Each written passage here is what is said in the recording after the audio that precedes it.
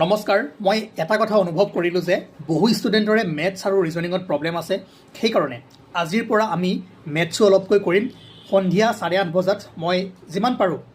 live আহিম আজিও আহিম কালিও আহিম কণ্টিনিউ আমি প্ৰায় 1-1.5 মাহমান লাইভ আহি থাকিম আপোনালোকে জইন হ'ব গতিকে মেথছখিনি আমি এনেকৈ কৰিব লাগিব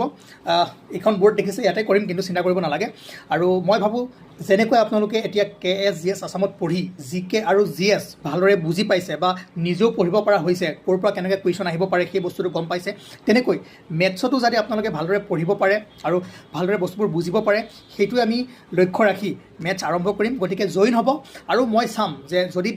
বেছি মানুহ ইণ্টাৰেষ্টেড হয় তেতিয়াহে চিৰিজটো কণ্টিনিউ কৰিম আদাৰৱাইজ চিৰিজটো কণ্টিনিউ নকৰোঁ আজি আমি কিছুমান PYQ উঠাম ট্ৰিগোনমেট্ৰিৰ আৰু তাৰ ওপৰত চেপ্টাৰটো পঢ়িম আৰু তেনেকৈ PYQ উঠাম আৰু কমপ্লিট আমি কনচেপ্ট ল'ম যাতে যিমানখিনি বস্তু লাগে সিমানখিনি আমি পঢ়িব পাৰোঁ গতিকে জইন হ'ব 8:30ত আমি মেথছ ফ্ৰী অফ কষ্ট KS GS